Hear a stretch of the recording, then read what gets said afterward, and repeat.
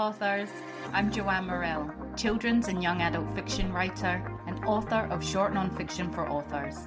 Thanks for joining me for the Hybrid Author podcast, sharing interviews from industry professionals to help you forge a career as a hybrid author, both independently and traditionally publishing your books. You can get the show notes for each episode and sign up for your free author pass over at the Hybrid Author website to discover your writing process, get tips on how to publish productively, and get comfortable promoting your books at www.hybridauthor.com.au. Let's crack on with the episode.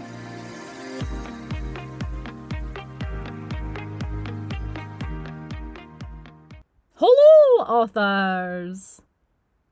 I hope you're all keeping well in whatever part of the world you reside and listen to the podcast in. Today's interview is with multi-award-winning author John Larkin, and we chat his career in fiction for children and adults, imposter syndrome, insecurities, influencers on Instagram, and staying relevant. Being human as an author, John's top tips after penning over 30 books for adults and kids, technology versus nature, and the novel.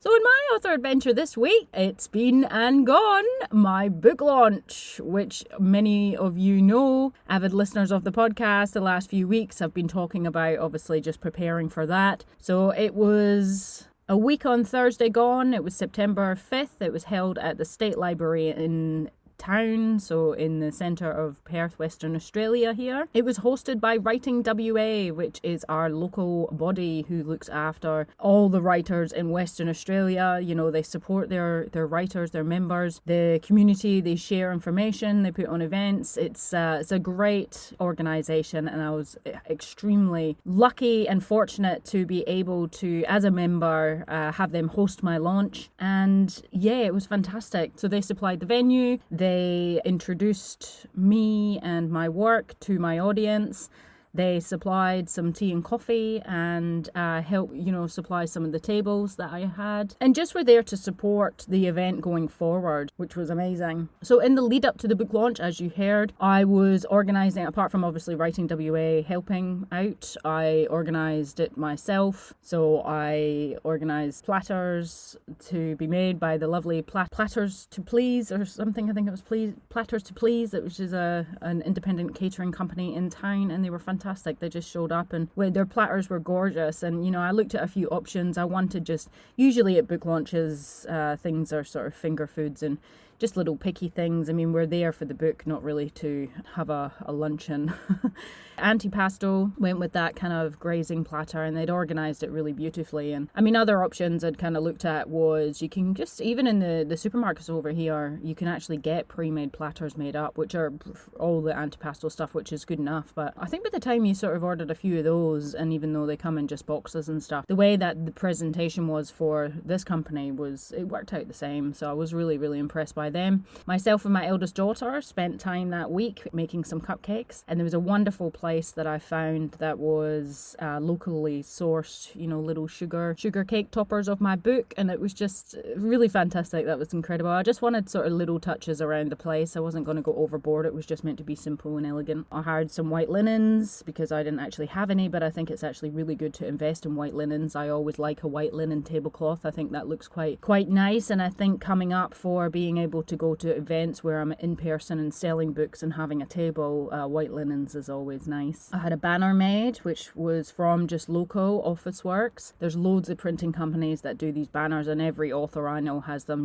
the sort of fold out 2-meter ones. But I've got to say, just watch your fingers. Mine's nearly got taken off with this thing because it just, you're pulling it out like a poster, and it can just snap back really quickly into its holder. And it was just, I think my sister actually did get a cut from it, and yeah, so I'm going to have fun going to author events and pulling this thing up and down and just being aware that it's quite dangerous. But yeah, I mean, I was quite happy with the banner overall. I think it came out quite well. Some of the colours were a little bit brighter for that, but it was all live and learn. And yeah, I thought it looked really professional. And yeah, my lovely friends that I had help. I had my sister there to help take the payments for the books and write the names down for me to just be signing books and greeting people. I had my 2 children there so they could see what mummy does for a living. And I had asked a friend of mine, shout out to you, Stacey, who had owned some glassware, and just I used to work with her when we were teens in a local pub.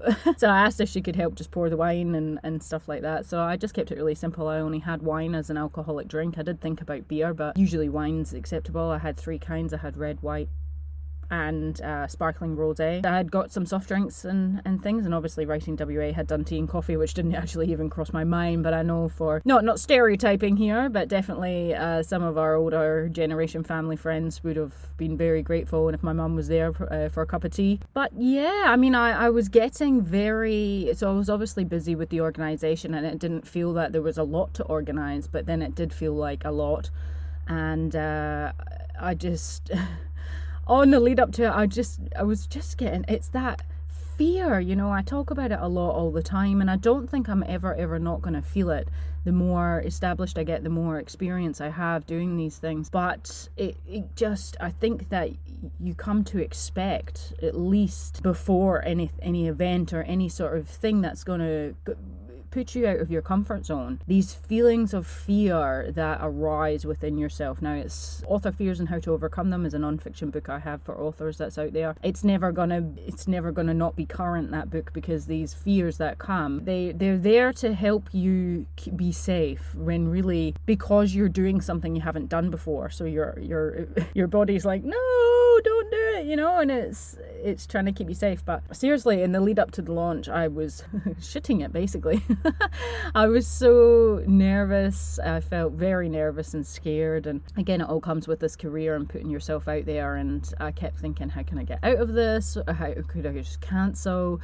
Maybe, all these sorts of things. It's a shame, because I wanted to celebrate the hard work I've put into this book. I wanted to make sure I enjoyed all that, but because we were obviously doing an in-conversation, and thank you very much, Sasha Wasley, if you're listening, for guiding our conversation, which I felt very comfortable being up on stage with another, well, we weren't up on stage, we were in a theatre sort of lectrum, a theatre where people were looking down on us and we were below, but I felt it was easy enough to just talk to her and focus on her, and obviously look at the audience occasionally while I was talking, but I felt quite comfortable talking. Everybody said it was confident. Everybody enjoyed it. I liked that a lot of people that came hadn't actually ever been to a book event before, so it was a new experience for them, and a good one at that might encourage them to also start going to these things a bit more often. I've had people, starting to read my book and reach out to say that they've read the first few chapters and they're really enjoying it. I've had another friend reach out and say that she's finished it and just really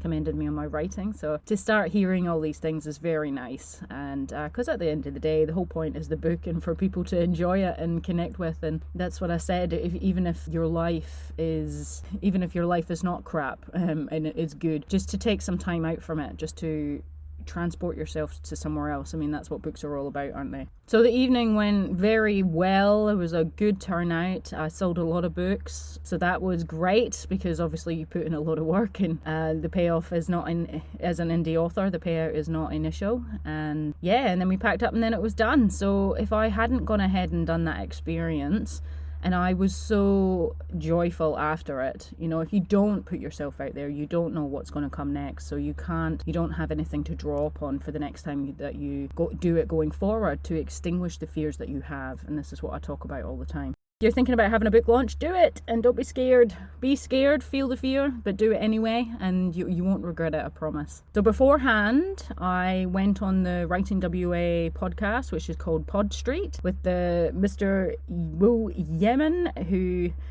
has been on this podcast a couple episodes back, and that was good, a good way to sort of warm me up before I went on to talk in front of people, because generally I'm a podcaster. I hide behind the mic and at home I haven't really ventured out that much, but I've got quite a few events that are coming up that are in person. And do you know what, I make a big fuss and a big deal about it, but I actually really love it. I am a social person and I do like it, but I've got to say, after that book launch, it took me like 2 days to recover. I was so tired. Even just the lead up to it, I think I was just doing it. There was a lot to organise, a lot to do, and then on the night there was a lot of of output energy from me. So I was very tired after it. I spent at least a couple days just relaxing and doing nothing, watching TV, just chilling, and then starting to get back on top of jobs and things this week. So I have got to upload my books onto my website, which will be available for sale only on my website to the public as of next week. They will be on the third-party stores come possibly October, I think, if not later. This will be in the show notes, but just yet, the Writing WA Pod Street. I am episode number 63, and it's author Joanne Morrell on publishing, podcasting, travelling, and her debut novel.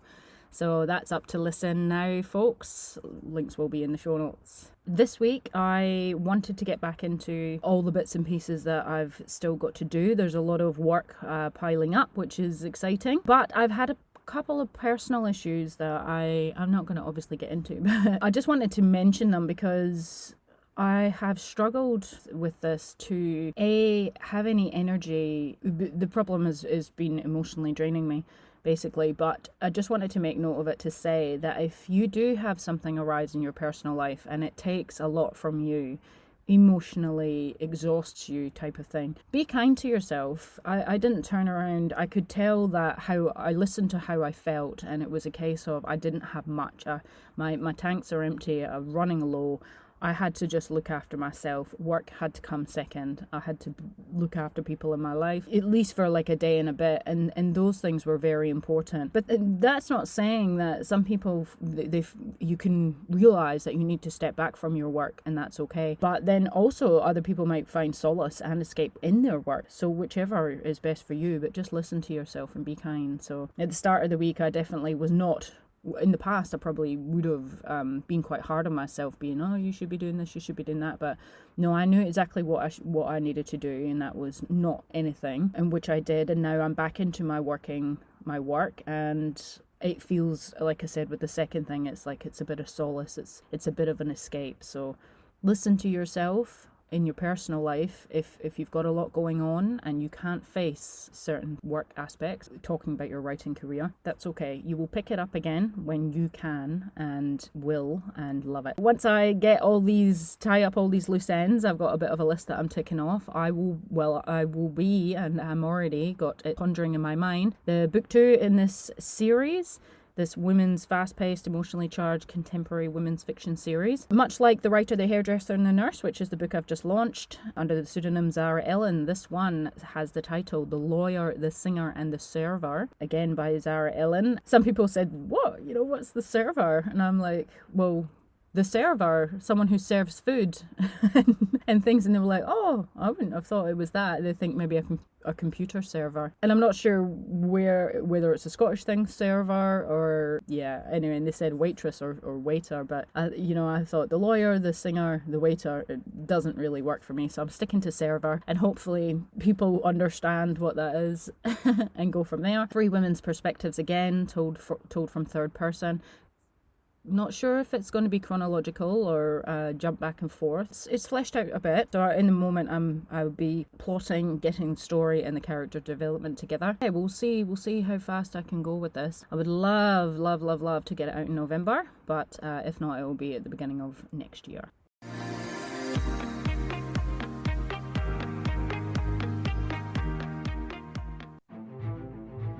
Thorn Creative, where beautiful websites for authors are brought to life. No matter what stage you're at with your writing, your stories deserve a dedicated space to shine. Whether you're just starting out or have a bookshelf full of bestsellers, your website is the hub of your author business, binding everything you and your books offer together. Thorn Creative can nurture all aspects of redesigning your old site or start afresh from the initial design. They can provide ongoing hosting and maintenance to marketing your books online, saving you time, money, and stress trying to wrangle your site yourself. An author website built by Thorn Creative can easily direct readers to your favorite retailers, your publisher, or simply set you up to sell to them direct. The options are endless. Thorn Creative have worked with many authors across all genres and know what goes into good, functional working author websites to sell books. Head on over to thorncreative.com.au/websites for authors to read author and publisher testimonials and to see what they offer and some of the sites they've created.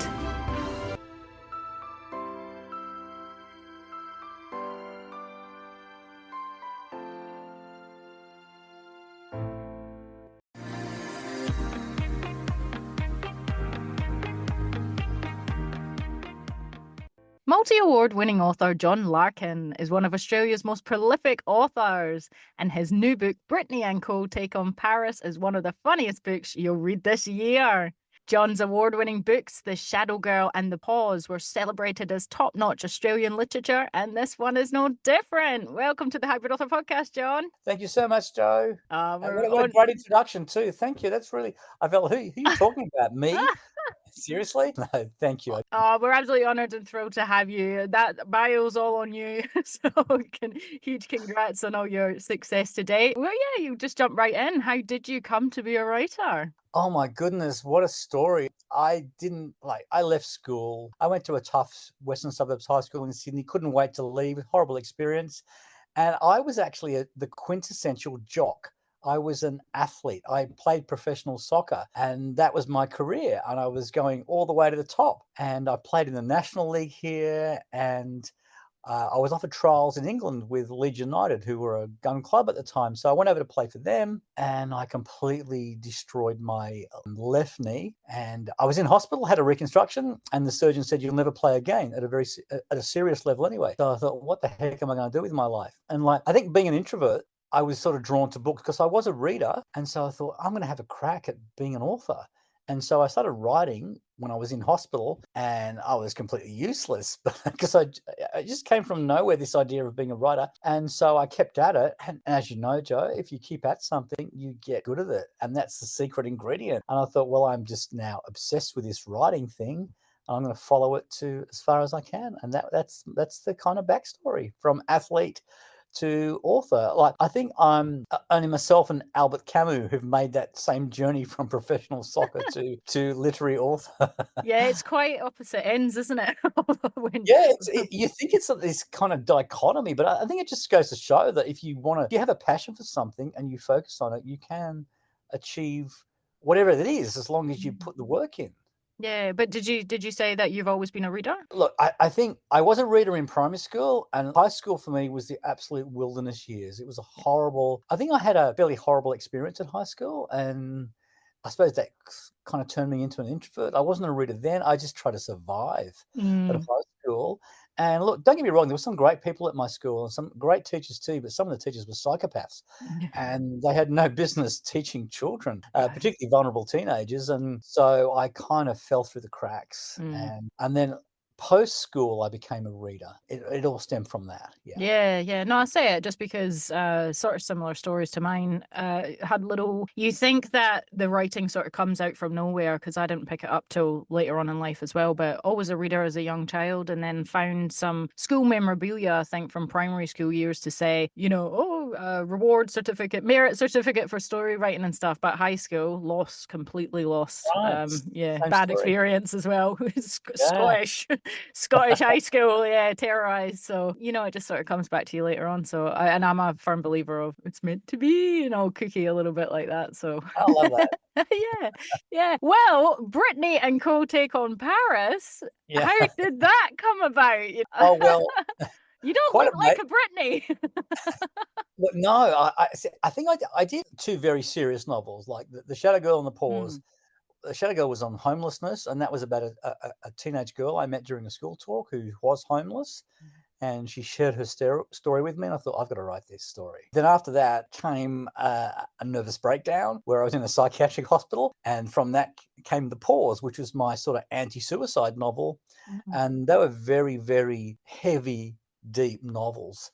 And then I had a hiatus because I got married or I remarried, whatever the case is, and we had 5 children, teenagers and early 20s in our house, and that was an insanely beautiful period, and I would not have missed that for the world. But then eventually 2 of them moved out. One became a firefighter. My eldest became a doctor, and then it sort of gave us sort of room to breathe. And my wife actually said to me, "You can write again now." And I thought, what? No excuse. So, damn it. so long, as you know, Joe. So out of that, I was because I'm actually the writer in residence at Knox Grammar School, and Hmm. my students were asking me how to write a killer opening sentence. What you might have heard as a sizzling start. I don't use that term myself, but I wrote this sentence.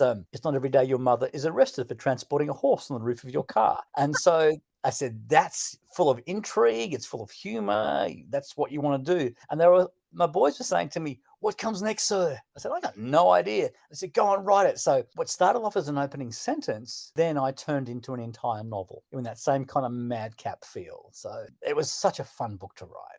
Yeah, that's amazing. And is there more in the series coming in that, or? Well, I've been sort of flat out. I've just finished an adults novel, and so that's it's called the Bogan Book Club. So Oh, yeah. that's been a journey. It's been a great journey. But then Larkin House want me to write the sequel, so I'm currently having cleared my decks of the Bogan Book Club. I'm now doing the sequel to Brittany Co Take on Paris. Not quite sure where it's at right now, but it will evolve over the next few months, and I'm sure I'll knock it over. It'll be fun to write. Yeah. Yeah, I bet. The Bogan Book Club, is that fiction for adults then, or what's that? It's adult fiction, yeah. Yeah. It came about through my brother. My brother's a tradie. He's a bloke's bloke, but he's also a reader. And we were having a barbecue one day, and he said to me, "Brother, I got a great idea for a book for you." Now, as an author, Joe, that people are pitching their ideas, books to you all the time. This was slightly different. And I said, "Oh, please don't tell me." He goes, "No, I'm going to tell you." I said, "What is it?" He said, "The Bogan Book Club." I went, "Oh, that's gold." I said, Yeah. "That is absolute gold." I said, "I'm gonna write that." And so I did. Yeah. You can just see it being a total movement as well, like around the No, country. absolutely. And that's kinda it grew. I said, "How am I gonna do this?" So I sat down to write. I thought, "I've got no idea what this is about." But then, you trust yourself. You just trust Yeah. yourself as an author. It comes from someplace from within. We draw on our own stories. I'm very much a working class boy, and I was able to tap into my own childhood, my own. And when I left school, I ended up working in the factory for 5 years before I went on to decided to go back to school and go to uni. And so a lot of my experiences from that factory world came into this particular book, and it Mm. was it was it was it was just gorgeous to relive those memories. Yeah. What kind of factory? It was a pharmaceutical factory. As from being a Scottish girl, you'll know it's the Boots Company. Oh, I love Yeah, boots. it was the Boots Company. They had a small presence here at one point in Australia, and in the early '80s, I worked for them. They didn't have any outlets, but they sort of sold into different, I suppose, chemists and supermarkets and whatnot. Yeah, Oh, that's amazing. Yeah. Oh, I can't wait to get my hands on that when that comes out. thank you. Yeah. No, that's good. You've had a few careers over your lifetime, haven't you? This is my longest, and I think I'll stick with this now, Joe. Yeah. Yeah, this is the one. So, Yeah.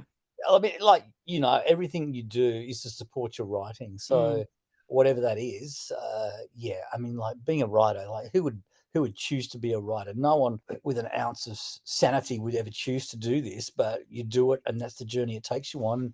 You do other things to support that. Mm. So, I'm Mm. fortunate now that I do this full time. Yeah, yeah. Oh, there's definitely highs and lows. There's torment, and then there's pure beautiful moments when you actually get through. And you mentioned before, trust and faith and things like that. Yeah. Did you always have that Oh my belief in goodness, yourself, no. or from no?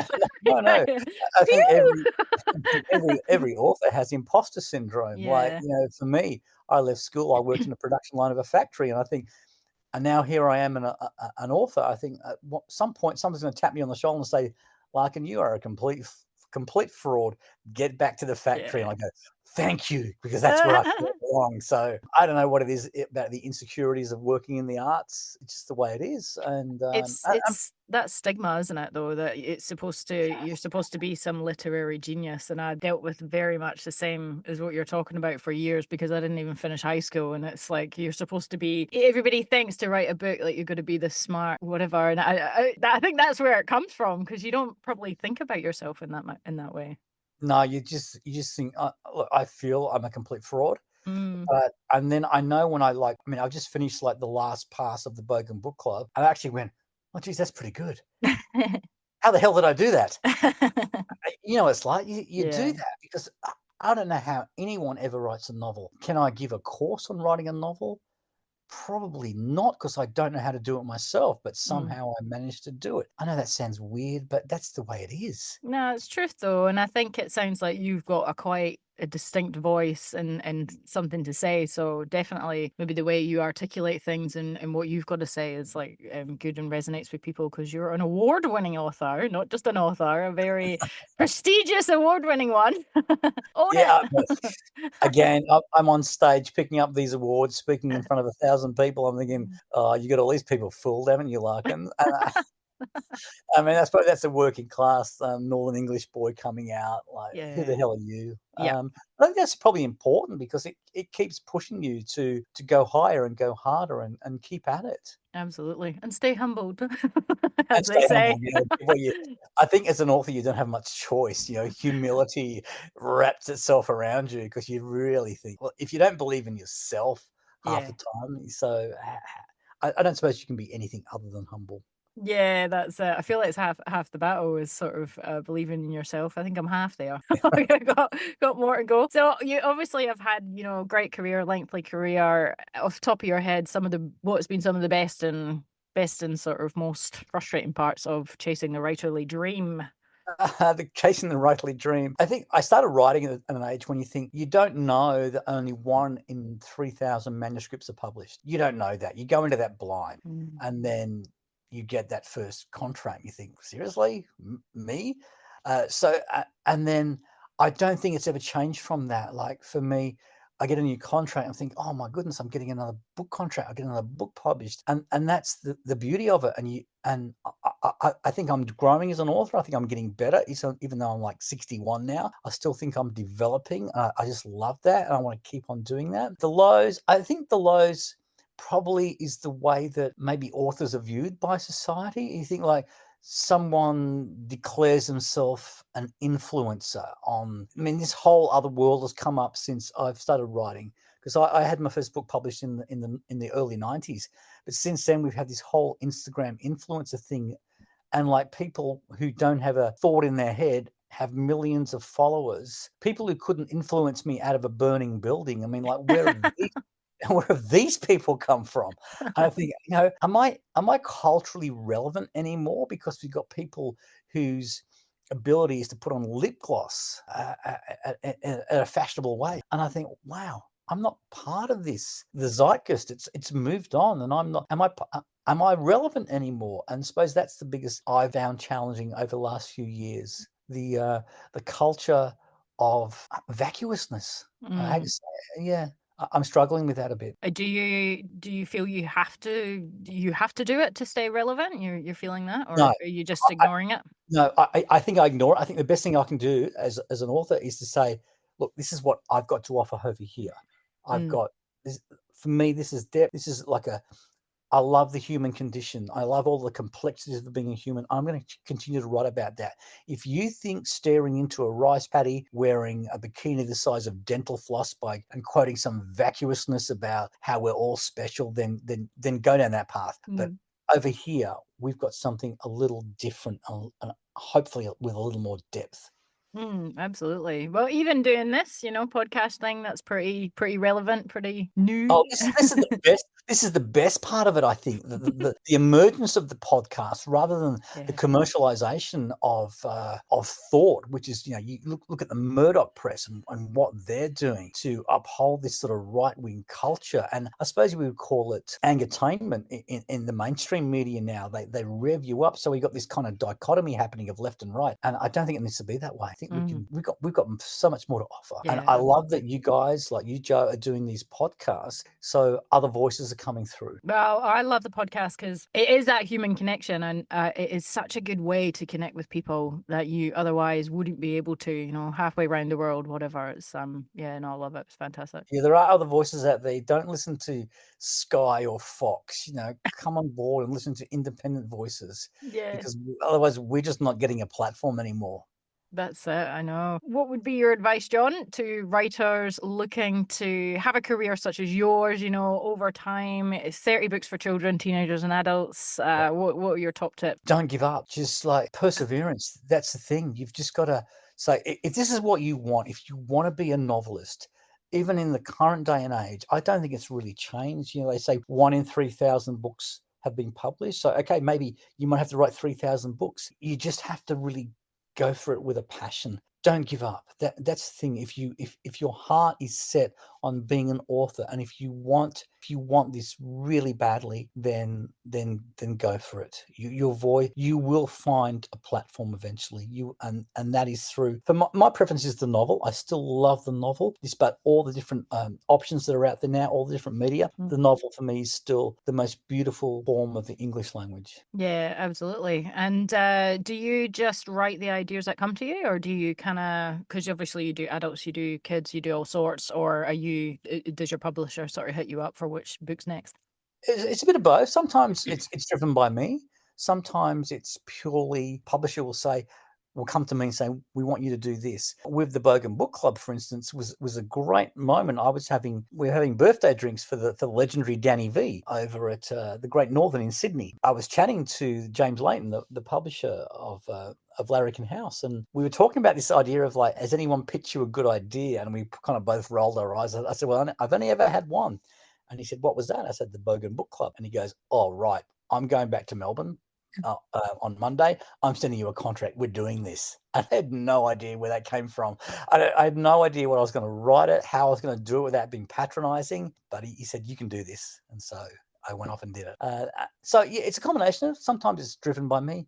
Sometimes it's publisher driven. And that's when you're at the sort of, I suppose, the high end. Like when you start off, you just write your own story, you submit it to a publisher, and I hope you get up. And it's difficult, and you know what? It should be difficult because the good voices eventually drift to the top, and it takes a long time, as you know, Joe, to really write something that's worth listening to. I hope it doesn't sound patronizing, but No. you need to be doing this for a long time before your voice. And you hear that term often, it's your voice, your own DNA as an author, and you establish what that is. And it does take a while, and it should take. Oh, absolutely. I've been tinkering with this, I won't say tinkering, for a very long time. And same, I feel like I finally just found mine, which is for the older market, definitely. But it's taken sort of starting off in a YA genre to come all the way down to middle grade picture books to go all the way back up to back where I started to That's the way it realize is. that's my voice. That's the journey, and it'll change again. And I don't know what's coming next, and that's the exciting part. I've spent, I suppose, 40 years building up these skills, and now I can just sort of feel like I can aim them at whatever I choose. But it's a kind of, I still want to be relevant and still want to write stories that take people away. I notice because I still catch the train, and when I'm waiting on the train platform in the morning, and I watch the train going the other way, and I watch people. There's like 2 or 3 people in the carriages reading books. Yeah. Everyone else is on their phones. And They could be reading a book on their phone. yeah, Perhaps. but they're probably not. Yeah, no. I want those people to be reading books. I think we're missing something there. I think we need to offer that alternative and say, listen, your phone's okay. It can give you like, it'll keep your attention span going for a couple of minutes, but come and read a book with us. Come and do this. And so I think we've still got so much to offer. Absolutely. No, I agree. My eldest daughter's like 12, and they love YouTube, and it's some of the stuff they watch. It's I know. I have to say, can you switch it off? Like, the person's voice is doing my nut in. Yeah, I hear you. Yeah. Yeah. Yeah, I'm a cyclist, and I was cycling over to Parramatta Park, which is where I'm in Sydney from my home, and it's about a 25-kilometre cycle there and back. And I made a mental note to watch, because I don't go on roads, I go on cycleways, and I made a mental note to all the people who I was passing, the individual walkers, how many were on phones and how many were just out there experiencing nature. And I got to say, it was about 50-50. Wow. Yeah. So people are going out walking, but they're still on their devices. Mm-hmm. So they're not seeing the beauty of nature or the river or whatever. I think, anyway, it drives me to distraction. So Yeah. maybe I'm turning into a curmudgeon, but No, just observant about what's actually going on. I think that's it. I'm observant, yeah. No, that's good. So what can we expect from you in the future? Obviously, you've done the Bogan Book Club. Are you looking to do, what are you thinking? Oh, I'll still look. The 3 areas for me are middle grade, YA, and adult. And I'm hopefully doing about 2 books a year now across those 3 areas. My next book after this one, I'll probably go back to doing another middle grade. I'll do another Brittany book. Yep. Then I'll do another adult book, and then I'll probably do a YA after that. So I'll just keeping on going. And I did have this feeling like during COVID, I felt there was a moment there because I'd done The Shadow Girl of the Pause, and they were my award-winning books, as you mentioned. But there was a moment there where I felt I don't want to say cancelled. I wasn't cancelled, but it felt like the world had moved on from me. And I think it's because there was COVID and we had all our kids living with us. And so I wasn't really writing. And I felt after that, the world wasn't interested in me anymore. And that was but now it's like it's gone gangbusters. I can't believe what's happened. Yeah. You just have to write another book and put it out there, and then they'll be back. And that's kind of what's happened. Yeah. And, but I did feel I said to my wife, I think my career's over. I think I'm done. I don't think anyone's going to publish me anymore. Again, the insecurities come in as they do in our world. But then I wrote Zombies vs. Illuminati, which was a middle grade book. And then I met with Danny and James and they asked me to do Brittany, and I did that. And then the Bogan Book Club. So now then I did How to Avoid Being Eaten by Sharks, and so for Walker Books. And so it's just gone crazy again. And crazy is good. It's good crazy. That's amazing. How long does it take you sort of each book, like middle grade, YA, adult? It can vary. Like for me, if I'm really focused on a book, I can write like Bogan Book Club's 80,000 words. I probably wrote that in 7 months, just completely focused on it. And of course, then you have the editorial process, people finding what's wrong with it, what's right with it. And my wife's very involved in that process too. And eventually, it's probably a 2-year process all up from the moment I start writing to the moment it's out there. And it's a beautiful process, as you know. Yeah. No, it's amazing. It keeps you coming back, doesn't it? It can't be that bad. Why would you? I mean, I think sadists. I know we're sadists, but I walk down the street and sometimes I walk down the street, I think that person's not a writer. That person's not a writer. How do you cope? That's kind of where my thoughts are at. I just feel so privileged that I've arrived at this space where I am an author, and I think, how do you process life without being an author? I don't know. I just don't know. Yeah, no, I get it. I absolutely get it. I'm noticing, because I'm just about to publish a women's fiction contemporary novel, and the next one in the series, as I've started to plot, I've noticed a lot of things that I felt were similar to my life, and I thought, this is me. This is how I process, obviously, cathartic coming through subconsciously, but then you recognize it and you're like, oh, okay. That's what we do. We download our lives, and it's the best therapy, isn't it? It's cheaper too. Give everybody to have an opinion about it as well. Yeah. Oh, well, that's amazing, John. And congratulations on all your success. And we just love the books and can't wait to see what else is to come. And can you tell our listeners where they can find everything you do on and offline? Oh, online. I mean, the internet's ubiquitous, isn't it? So go to your local bookstore. You can actually walk physically into a bookstore. These places still exist. And I would highly recommend them. Yes, of course. Everything's online too. So yeah, I'm out there. I'm a complete introvert, but I sort of hide from the public a bit. But yeah, I'm online. I don't do a lot of social media myself. I keep withdrawn from that, and that's a conscious decision. But if you need to contact me, if people want to contact me, they can find me online, and I will get back to them, of course. So not such a recluse, we can still find you. You can always find me. Yeah, I do have a digital thumbprint, so I'm out there. Yes. Oh, well, that's amazing, John. Thank you so much for your time and your expertise and everything. Great chat, Joe. Lovely to see you and lovely to talk to you.